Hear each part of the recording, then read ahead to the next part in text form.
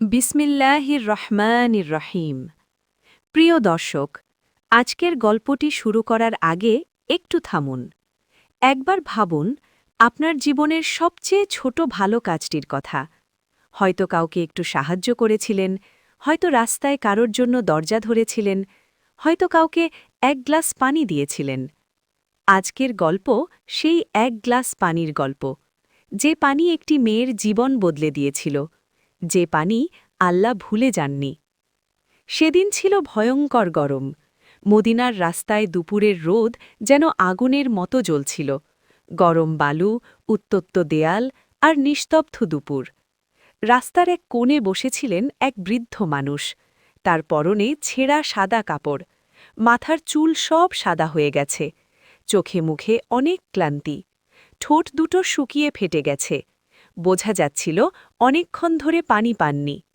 পাশ দিয়ে মানুষ যাচ্ছে, কেউ একবার তাকাচ্ছে না। সবাই নিজের কাজে ব্যস্ত, কারো সময় নেই। সেই রাস্তা দিয়েই হেঁটে যাচ্ছিল এক ছোট্ট মেয়ে, বয়স মাত্র ৮ কি ৯ বছর। পরনে সাদা কাপড়, মাথায় হালকা নীল ওড়না, হাতে একটা ছোট মাটির পাত্র, তাতে একটুখানি ঠান্ডা পানি। মেয়েটি বৃদ্ধকে দেখে থামল। অন্য কেউ থামেনি, কিন্তু সে থামল। সে এগিয়ে গেল বৃদ্ধের কাছে, হাঁটু গেড়ে বসল, নরম গলায় জিজ্ঞেস করল, দাদু, পানি খাবেন? বৃদ্ধ মানুষটি একটু অবাক হলেন। এত মানুষের মধ্যে এই ছোট্ট মেয়েটি থামল। তিনি কাঁপা হাতে পাত্রটি ধরলেন, ধীরে ধীরে পানি পান করলেন। চোখ বুজলেন একটু। পানির শীতলতা যেন তার শরীরে প্রাণ ভিড়িয়ে দিল। তারপর তিনি ২ হাত তুললেন আকাশের দিকে। কাঁপা কণ্ঠে বললেন, মা, আল্লাহ তোমাকে জান্নাত দিন। তোমার এই ছোট্ট হাত দিয়ে করা কাজ আল্লাহ ভুলবেন না। মেয়েটি হেসে উঠল। সেই হাসিতে কোনো অহংকার নেই। সে শুধু জানত কাউকে সাহায্য করলে ভালো লাগে।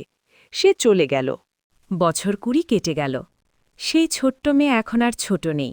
সে এখন একজন তরুণী মা, নাম তার ফাতেমা। কিন্তু জীবন তার জন্য সহজ হয়নি। স্বামী মারা গেছেন হঠাৎ অসুস্থ হয়ে।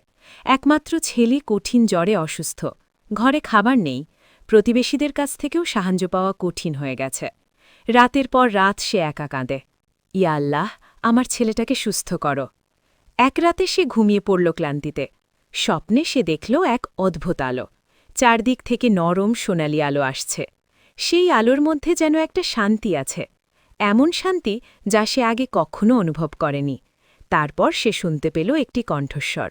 সেই কণ্ঠস্বর বলল, তোমার সেই এক গ্লাস পানি আল্লাহ ভুলে যাননি। ফাতেমার চোখ খুলে গেল। বাইরে তখন ফজরের আজান পড়ছে।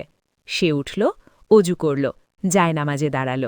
নামাজ শেষে সিজদায় অনেকক্ষণ থাকল, শুধু বলল, আল্লাহ, তুমি আমার সব জানো।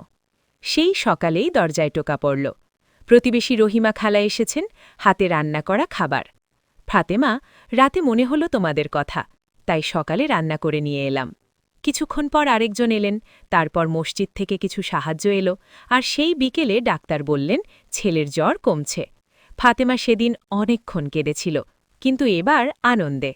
প্রিয় দর্শক, আল্লাহ সুবহানাহু ওয়া তাআলা কোরআনে বলেছেন, যে ব্যক্তি অনুপরিমাণ ভালো কাজ করবে সে তা দেখতে পাবে। সূরা আল জিলজাল, আয়াত ৭। আর রাসূলুল্লাহ সাল্লাল্লাহু আলাইহি ওয়াসাল্লাম বলেছেন, প্রতিটি সাদকা বিপদ দূর করে, আয়ু বাড়ায় আর আল্লাহর রহমত নিয়ে আসে। এক গ্লাস পানি, একটু হাসি, একটু সাহায্য, এগুলো ছোট মনে হয়, কিন্তু আল্লাহর কাছে এগুলো অনেক বড়। আজ এই মুহূর্তে আপনার পাশে হয়তো কেউ আছেন যার একটু সাহায্য দরকার। হয়তো বৃদ্ধ বাবা মা, হয়তো প্রতিবেশী, হয়তো কোনো অপরিচিত মানুষ। থামুন, সাহায্য করুন, কারণ সেই ছোট মুহূর্তটা হয়তো আপনার জান্নাতের চাবিকাঠি। আল্লাহ আমাদের সকলকে নেক আমল করার তৌফিক দিন। আমাদের ছোট ছোট ভালো কাজগুলো কবুল করুন। আমিন। ভিডিওটি ভালো লাগলে লাইক দিন, শেয়ার করুন। হয়তো আপনার একটা শেয়ারে কারো জীবন বদলে যাবে। আল্লাহ হাফেজ।